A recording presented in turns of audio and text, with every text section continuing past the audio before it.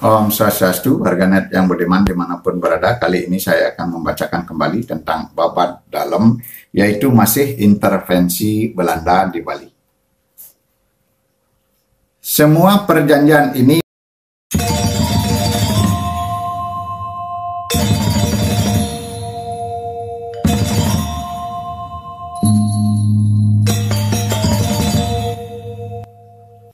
Semua perjanjian ini dalam kenyataannya tidak dilaksanakan oleh para raja di Bali, hanya di atas kertas karena berbagai sebab dan pengertian yang berbeda atas perjanjian.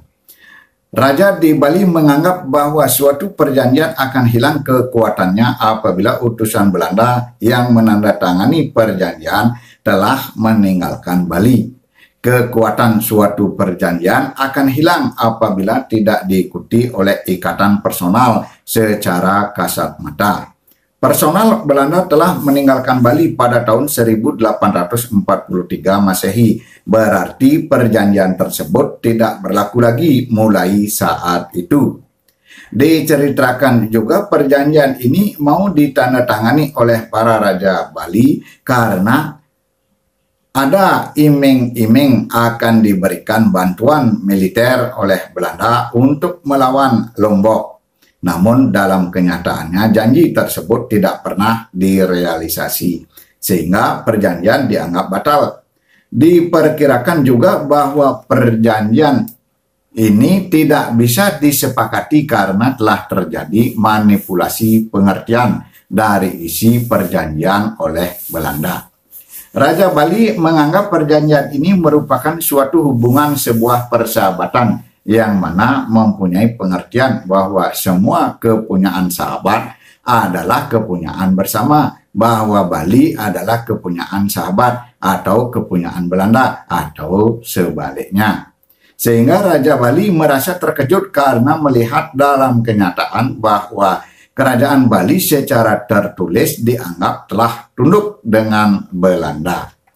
Dalam kegiatan sehari-hari, Kerajaan Bali tetap melaksanakan aturan lokal yang sepenuhnya dan tidak tunduk dengan perjanjian yang telah ditandatangani bersama Belanda. Sekalipun dalam perjanjian melarang perampasan kapal yang terdampar di perairan Bali, namun perampasan pada kapal karam tetap dilakukan. Pada tahun 1844 Masehi terjadi suatu peristiwa, sebuah perahu kandas di pantai Perancak dan di pantai Sangsit Buleleng.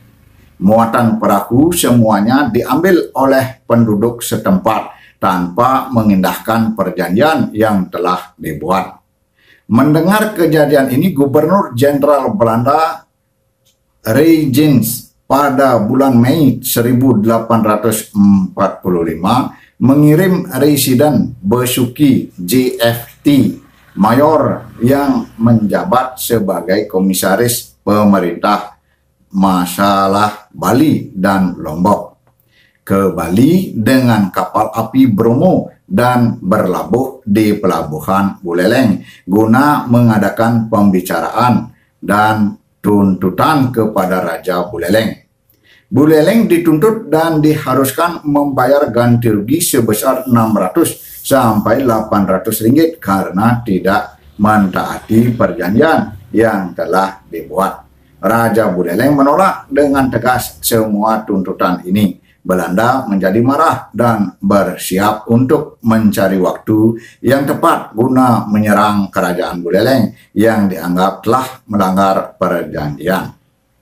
Raja Buleleng bersama Patih I Gusti Ketut Jelantik telah menyadari akan situasi ini, segera bersiap untuk membuat benteng pertahanan dengan membuat parit dan ranjau pagar bambu berduri di sepanjang pantai Buleleng untuk mengantisipasi serangan Belanda.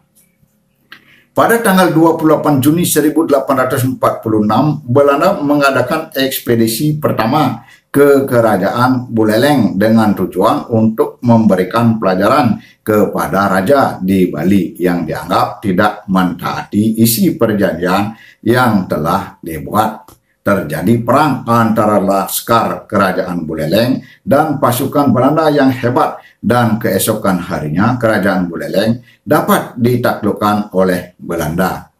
Sebagai tindak lanjut, Komisaris JFT Mayor pada tanggal 9 Juli 1846 mengadakan perjanjian baru dengan kerajaan Buleleng untuk mempertegas dan menguatkan perjanjian yang dahulu. Pada masa ini, kerajaan Buleleng diperintah oleh Raja keturunan kerajaan Karangasem, sehingga semua isi perjanjian dengan Belanda juga terkait dan bersama kerajaan Karangasem. Walaupun kerajaan Buleleng telah menandatangani perjanjian ini, tetapi dalam pelaksanaannya tetap tidak mengindahkan isi perjanjian tersebut dan telah bersiap kembali untuk melawan Belanda dengan mempersiapkan pertahanan baru dan persiapan perlawanan apabila di kemudian hari diserang kembali oleh Belanda.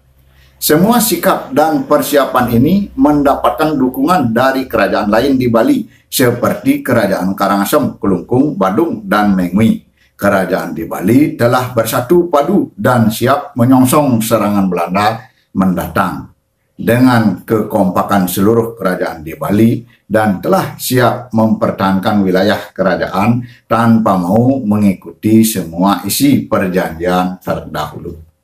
Sikap kerajaan Buleleng ini menyebabkan Belanda kembali memberikan pelajaran dan serangan kedua kepada kerajaan Buleleng pada tanggal 7 Juni 1848. Belanda mendaratkan pasukan di bawah pimpinan Mayor Jenderal J.C. van der Vyck di pantai Sangsit. Kembali terjadi pertempuran hebat di dekat sebuah pura kecil di Sangsit yang menimbulkan banyak korban di pihak Belanda. 2 hari kemudian Belanda melanjutkan serangannya menuju desa Jagrage yang merupakan pertahanan berbentuk tapal kuda yang dipimpin oleh Patih I Gusti Putu Jelantik. Terjadi pertempuran hebat yang menimbulkan korban di kedua belah pihak. Pasukan Buleleng menewaskan 3 orang perwira Belanda dan 74 prajurit. Banyak juga yang luka parah. Pasukan Belanda tidak bisa menghancurkan benteng Jagrage, kemudian mundur ke Sangsit dan meninggalkan pantai Sangsit pada tanggal 10 Juni 1848. Keberhasilan kerajaan Buleleng melawan intervensi Belanda pada saat ini telah menguatkan kepercayaan diri kerajaan di Bali akan kemampuan melawan intervensi asing. Kerajaan di Bali meningkatkan kewaspadaan akan serangan susulan Belanda di kemudian hari. Di daerah pantai di sekitar kerajaan Karangasem dan Kelungkung mulai dibangun benteng pertahanan untuk menyongsong kedatangan pasukan Belanda. Di wilayah kerajaan Kelungkung dibangun benteng pertahanan di pantai Kusambe. Semua kejadian di atas telah menyebabkan Belanda lebih bernafsu untuk secepatnya menundukkan kerajaan Bali dengan senjata, bukan hanya karena ketakutan akan masuknya Inggris ke Bali, tetapi juga karena Bali dianggap sebagai sumber budak untuk tenaga pasukan Belanda yang dapat diandalkan dan terkenal dengan keberanian dan ketaatannya. Budak dari Bali sangat disukai karena bisa dipercaya, terutama kaum perempuannya yang juga elok sebagai pembantu rumah tangga para orang kaya Belanda. Sedangkan budak laki diakui lebih berani sehingga banyak dijadikan serdadu Belanda di Batavia. Orang Bali tinggal terpencar di beberapa kampung di Bali. Tenaga pasukan Bali telah direkrut oleh Lins Moser dan Van de Waag mulai tahun 1808 Masehi sampai tahun 1809 Masehi. Diperkirakan telah dikirim 13.200 orang budak ke Batavia sebagai pembantu rumah tangga dan prajurit Belanda. Hampir setahun setelah kegagalan serangan Belanda di Buleleng, pada tanggal 31 Maret 1849, Belanda kembali mencoba melakukan penyerangan dengan mengirim pasukan yang dipimpin oleh Mayor Jenderal Michels, seorang mantan perwira perang yang berpengalaman dalam Perang Padri di Sumatera. Mereka mendarat di Pelabuhan Buleleng dengan kekuatan 12.000 orang prajurit. Pada perang yang ketiga ini terjadi pertempuran habis-habisan dengan kekalahan Kerajaan Buleleng yang kemudian terkenal dengan nama Perang Puputan Jagerage. Raja Buleleng dan patihnya I Gusti Ketut Jelantik melarikan diri ke pusat Kerajaan Karangasem.